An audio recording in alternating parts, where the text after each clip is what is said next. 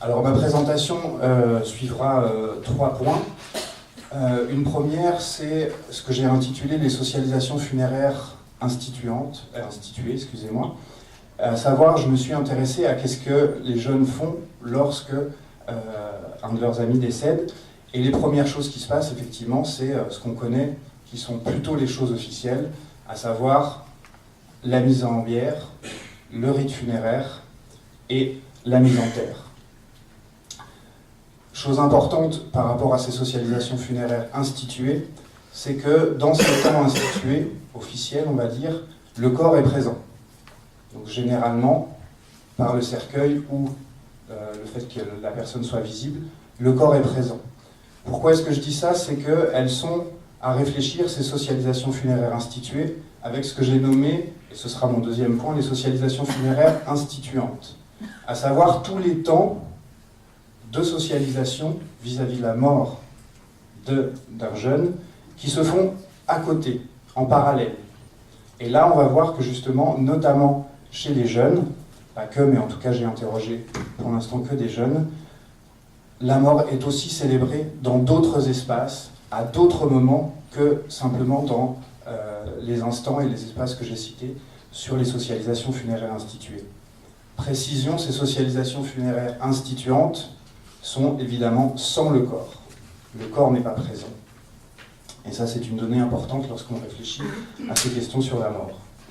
Le troisième point sur lequel je reviendrai, c'est le vécu intime du deuil, où effectivement j'ai pu questionner aussi à travers les entretiens et avec ces jeunes-là, la question de où est-ce que tu en es avec ce deuil, qu'est-ce que tu en penses, comment est-ce que tu as fait pour finalement être aujourd'hui là en train de me parler par rapport à ce décès-là. Là, on verra que justement, on a pleinement une dimension socio-anthropologique, puisque à l'intérieur, dans leur intimité, ces jeunes-là, et je vais essayer de le montrer, reprennent ce qu'on appelle des invariants anthropologiques, à savoir des choses que de tout temps et pour toutes les religions ont été des éléments, des sources de sens pour faire face à la mort. Alors par rapport à ces 3 points, on verra que justement ces 3 temps, on va dire, impliquent des temporalités différentes, des individus différents et des espaces différents. Et que justement, si on veut comprendre quelque chose à comment est-ce que signifie aujourd'hui la mort, il va falloir, en tant que sociologue, en tant que psychologue, en tant qu'anthropologue, il va falloir aller chercher dans tous ces espaces-là pour comprendre comment est-ce que finalement est célébré collectivement. J'ai une situation qui me vient en tête, à savoir que l'important dans ces moments-là, ou en tout cas de ce que je peux interpréter du discours de ces jeunes-là, c'est que généralement, il faut leur laisser la place pour exprimer certaines choses. Et que une maman que j'ai pu interroger, c'était assez rare, mais qui avait perdu son fils à 17 ans, d'un accident de moto, et qui me disait, on a fait une cérémonie, un petit peu comme je vous l'ai décrite, etc. Et pendant la cérémonie, son meilleur ami, qui avait été incapable de rentrer dans le centre funéraire, parce que c'était trop pour lui, a passé le temps de la cérémonie sur le parking avec sa moto à faire des burns. Et vous voyez tous ce que c'est des burns, avec la moto, avec les pneus, etc. Et en gros, on fait crisser les pneus et on fait du bruit et on fait de la fumée. Et son discours était de dire, tout le monde avait été embêté par ce bruit-là, à part moi qui comprenais très bien que c'était la seule manière que lui avait de signifier son adieu à son meilleur ami. Et là, effectivement, voilà, on a un exemple de comment est-ce que les choses peuvent être signifiées aussi en dehors d'un cadre et prendre toute une signification bien différente de ce qu'on peut interpréter. Ces temps de socialisation funéraire instituée, donc je le rappelle, la mise en bière, le rite funéraire et la mise en terre. Généralement, là je vous ai décrit plein de choses sur les jeunes, leurs frasques, etc. Et généralement, ce qu'on retient, ce que eux retiennent dans ces temps-là, c'est finalement que ces cérémonies-là sont consacrées et sont à destination principalement des parents. Et que, après tout ce qu'ils nous décrivent, on continue à discuter avec eux, et ils nous disent « ouais, mais finalement, ce temps-là, il n'était pas tant pour nous. Ce qu'on a fait, c'était pour les parents. Parce que la peine est tellement plus forte, selon les interviewés, pour les parents que pour eux, qu'effectivement, ce temps-là, ils comprennent très bien que ce temps est consacré aux parents, et que si on leur laisse la place, si on leur propose un espace, ils vont jouer le rôle de jeunes. Donc ils vont mettre de la musique, ils vont mettre des photos, etc., etc., et ils vont prendre leur place. Mais qu'au final, cette question du rythme des socialisations funéraires instituées est plutôt à destination des parents. Et ça, c'est encore visible avec la question de l'image, de la photo. Il n'est pas rare dans ces temps-là d'avoir une photo sur le cercueil ou à côté qui représente la personne défunte. Et là, les jeunes vous disent, quand c'est le cas, ils vous disent, mais cette photo, c'est tellement une photo de parents. Et là, je dis, mais comment ça? Et ils me disent, ben, tu vois, il y a quasiment presque une auréole, enfin, c'est une belle photo de la personne décédée, mais dans lequel ces jeunes-là ne se reconnaissent absolument pas. Disent, oui, c'est une photo de parents, c'est une photo de parents qui regardent son fils ou sa fille, mais ce n'est pas la personne que moi je connais. Et ils le respectent, hein, mais ça illustre bien justement cette dimension de ces cérémonies-là sont plutôt à destination des parents, et les jeunes jouent leur rôle, et ensuite, effectivement, ils vont aller faire des choses à côté, et là où ils vont pouvoir célébrer à leur manière, sans avoir à partager finalement l'image du mort. Le premier temps de socialisation funéraire instituante que j'ai pu repérer, c'est le temps de l'annonce. En gros, quand on apprend que un de nos amis est décédé, le premier réflexe, c'est de se regrouper. C'est de se retrouver tous ceux qui sont disponibles, qui sont prévenus, dans un lieu où on sait que tout le monde sera là. Ça peut être un hall, un banc, une cave, un appartement, etc., etc. En gros, la première réaction instinctive de ces jeunes, c'est de se regrouper.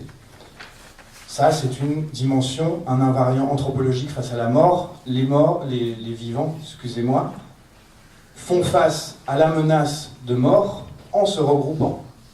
D'accord ? Et en essayant de faire corps dans leur groupe d'appartenance face, pour certains, et ils ne sont pas rares, c'est on va faire la fête. On va célébrer à notre manière le défunt. Quand je vous parle de fête, là je vous ai parlé de restaurant, je vous parle de gros stuff, d'accord, où effectivement on a alcool, cigarettes, drogues diverses, etc. Enfin, les jeunes peuvent aller très loin dans la célébration, si loin que dans les premières situations que j'ai pu repérer, des jeunes me disent, on était à Annecy, on a fait le rite funéraire officiel au crématorium d'Annecy, au funérarium d'Annecy, et ensuite on s'est retrouvé sur le Salève, qui est une montagne à côté d'Annemasse, vers Annemasse et Annecy. Et là, ils vous racontent comment est-ce qu'ils ont célébré la mort de leur ami, en faisant un énorme feu, le plus grand feu qu'ils n'aient jamais fait, et comment est-ce qu'ils se sont saoulés, comment est-ce qu'ils ont pleuré, comment est-ce qu'ils ont rigolé, et comment est-ce qu'ils ont tourné autour du feu et chanté. Donc là, moi, en tant que sociologue, je me dis, ah ouais. Donc ce qui est à retenir de tous ces moments-là, j'aurais plein de choses à vous dire, hein. On pourrait reparler de la place de Facebook dans la manière de célébrer et de parler du défunt. On peut parler des jeux vidéo aussi, où j'ai pu repérer certaines ritualisations funéraires à l'intérieur de jeux vidéo pour des personnes défuntes dans la vraie vie. D'accord ? Donc là, on est en train de parler d'un territoire dit virtuel, mais où effectivement les jeunes parlent de la mort et la célèbrent aussi. Mais ce qui est à retenir, c'est tous ces instants-là, toutes ces socialisations funéraires instituantes sont en fait des moyens pour ces jeunes-là, à mon sens, c'est des instants et c'est des temps, des espaces qu'ils maîtrisent d'une certaine manière, l'espace de la fête, l'espace du ludique, et dans lequel ils peuvent symboliquement retrouver la personne défunte et partager entre eux la même image qu'ils avaient de la personne défunte. Et aussi, ça assure une fonction de régénérescence du groupe, puisque dans le groupe, un des membres est décédé. Et donc il faut rappeler au groupe symboliquement qu'il est toujours là et qu'il va survivre pour le troisième point, à savoir ce que j'ai intitulé le vécu intime du deuil. Alors, ce qui est important, et je le rappelle là, dans ce deuil-là, c'est la question de l'alter ego, où effectivement, je l'ai rappelé tout à l'heure, on n'est pas en train de discuter de liens de sang, mais plutôt de liens électifs, affectifs. Effectivement, il ne se joue pas peut-être les mêmes choses face à la mort de l'autre. Ce qui est à retenir aussi dans les discours, en tout cas que j'ai pu recueillir de ces jeunes-là, c'est, ce qu'on retrouve quand même assez bien chez les ados et chez les jeunes, c'est qu'ils affirment, même dans leur vécu du deuil, un besoin en fait d'être leurs propres maîtres d'œuvre du sens et de la construction du sens qu'ils vont donner à la mort. Quand je dis ça, c'est que généralement ils vont vous dire, plein de gens m'ont conseillé, m'ont dit tu vas voir, tu vas passer par telle phase, tu vas faire ci, tu vas faire ça, etc. etc.